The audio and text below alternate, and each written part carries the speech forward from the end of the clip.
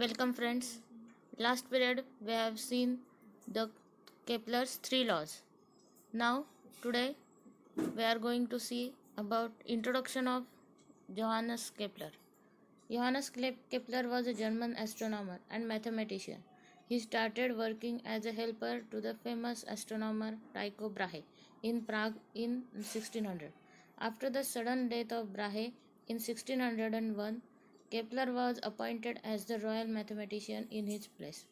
Kepler used the observations of planetary positions made by Brahe to discover the laws of planetary motion. He wrote several books. His work was later used by Newton in postulating his law of gravitation.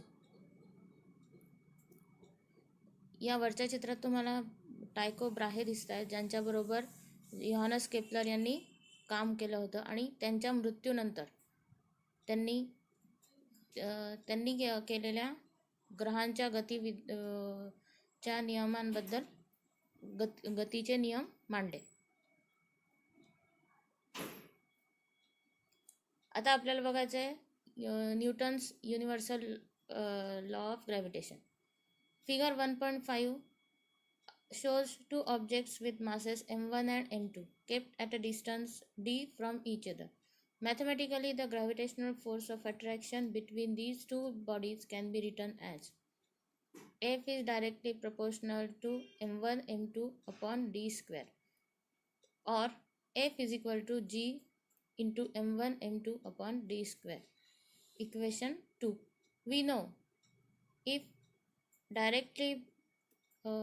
F is directly proportional to m1 m2 and inversely proportional to d square, it can be written as F is directly proportional to m1 m2 upon d square, or F equal to g is a constant, m1 m2 upon d square. Here g is the constant of proportionality and is called the universal gravitational constant. G is called the universal gravitational constant. The above law means that if the mass of one object is doubled, the force between the two objects also doubled. We know that directly proportional means if we increase the first quantity, their second quantity also increase. Means mass of one object is doubled, the force between the two objects also doubled. Also, if the distance is doubled, the force decreased by a factor of 4. Since distance is inversely proportional to force, therefore if distance doubled, the force is decreased by a factor of 4. If the two bodies are spherical, the direction of the force is always along the line joining the centers of the two bodies, and the distance between the centers is taken to be d. In case when the bodies are not spherical or have irregular shape, when the direction of force is along the line joining their centers of mass, and d is taken. Now from equation 2, it can be seen that the value of g is the gravitational force acting between two unit masses kept at a unit distance away from each other. Thus, in SI units, the value of g is equal to the gravitational force between two masses of 1 kg kept 1 meter apart.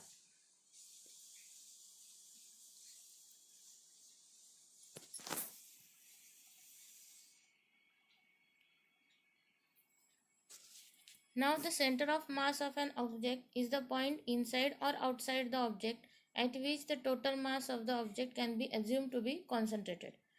The center of mass of a spherical object having uniform density is at its geometrical center. The center of mass of any object having uniform density is at its centroid. We know that the center of mass of an object is the point where the total mass of the object can be assumed to be concentrated. Center of the mass of an object म्हणजेच काय की त्या ऑब्जेक्टचा total mass जिथे concentrated झालेलं असतं त्याला म्हणतात centre of the mass of an object. The centre of mass of a spherical object having uniform density is at its geometrical centre. एखाद्या स्पेरिकल ऑब्जेक्टचं सेंटर हे त्याच्या जॉमेट्रिकल सेंटरजवळ, सेंटर ऑफ मास हे त्याच्या geometrical सेंटरजवळ असतं. The centre of mass of any object having uniform density is at its centroid. Why did Newton assume inverse square dependence on distance of his law of gravitation? He was helped by Kepler's third law in this as shown below. बघा आपल्याला माहिती केप्लरचा third law काय होता की T square is directly proportional to R cube. Uniform circular motion or magnitude of centripetal force. Consider an object moving in a circle with constant speed. We have seen earlier that such a motion is possible only when the object is constantly acted upon by a force directed towards the center of the circle. This force is called the centripetal force. If m is the mass of the object, v is its speed, and r is the radius of the circle, then it can be shown that this force is equal to F is equal to m into v square upon r. mv square upon r.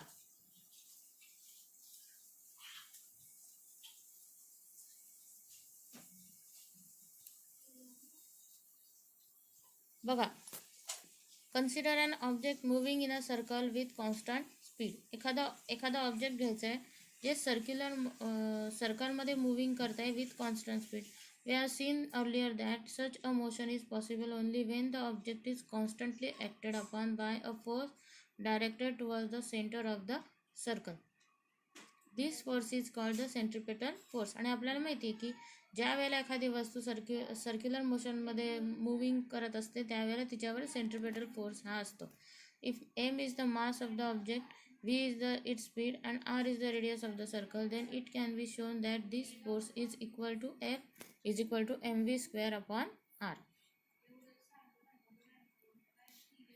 If a planet is revolving around the sun in a circular orbit in uniform circular motion, then the centripetal force acting on the planet towards the sun must be F is equal to mv square upon r, where m is the mass of the planet, v is its speed, and r is its distance from the sun. बघा, सनच्या around जर एखादा planet और revolve करत असेल with a uniform circular motion, मग त्याच्यावर जो centripetal force असेल तो काय असणार आहे? F is equal to mv square upon r, where m is the mass of the planet, v is its speed, and r is its distance from the sun. The speed of the planet can be expressed in terms of the period of revolution t as follows. आपल्याला माहिती आहे की आपण period of revolution t ने denote करतो. t is equal to the distance traveled by the planet in one revolution is equal to perimeter of the orbit. Perimeter of the orbit म्हणजेच काय? Circumference of the orbit, which is equal to 2 pi r. r is equal to distance of the planet from the sun. Time taken is equal to period of revolution. v is equal to distance traveled upon time taken. आपल्याला माहिती आहे की v कसं काढतो आपण? Distance travelled upon time taken. Distance travelled म्हणजेच काय? Perimeter of the orbit, which is equal to 2 pi R upon time taken T. F is equal to mv square upon R. v ची value आपण काय काढली वर? 2 pi R upon T. मग ती value या फॉर्म्युलामध्ये टाकली. m into bracket 2 pi R upon T bracket square upon R, which is equal to 4m pi square R upon T square. Multiplying and dividing by R square we get. दोन्हीकडे आपण R स्क्वेअरने multiply आणि divide केल्यावर आपल्याला मिळणार आहे 4m pi square upon R square into R cube upon T square. बघा, 4m pi square are होतं, त्याला आर स्क्वेअरने मल्टिप्लाय केल्यावर आपल्याला काय मिळालं? R cube. आणि आर स्क्वेअर टी स्क्वेअर होतं, त्याला आर स्क्वेअरने मल्टिप्लाय केलं. आर स्क्वेअर वेगळा काढला आणि T square R cube upon T square घेतलं. आपल्याला माहिती आहे की केप्लर्सच्या थर्ड लॉ प्रमाणे R square upon T square is a constant. According to Kepler's third law, t square upon sorry, t square upon r cube is constant, therefore r cube upon t square inverse आहे त्याचा. r cube upon t square हा k चा inverse येईल, म्हणजे 1 upon k. f is equal to 4m pi square upon r square, but 4m pi square upon k is equal to constant. Therefore f is equal to constant into 1 upon r square. Therefore f is inversely proportional to r square. Thus Newton concluded that the centripetal force, which is the force acting on the planet and is responsible for its circular motion, must be inversely proportional to the square of the distance between the planet and the sun. Newton identified this force with the force of gravity and hence postulated the inverse square law of gravitation. The gravitational force is much weaker than the other forces in nature, but it controls the universe and decides its future. This is possible because of the huge masses of planets, stars and other constituents of the universe. आपल्याला माहिती की आपल्या प्रत्येकावरच हा force कार्य करत असतो, पण तो कसा असतो, निग्लिजिबल असतो, त्यामुळे तो आपल्याला जाणवत नाही. पण जे मोठमोठे प्लॅनेट्स असतात त्यांच्यावरचा जो फोर्स असतो, कारण त्यांचे मासेस खूप असतात, त्यामुळे आपल्याला तो फोर्स जाणवतो. This is possible because of the huge masses of planets, stars and other constituents of the universe.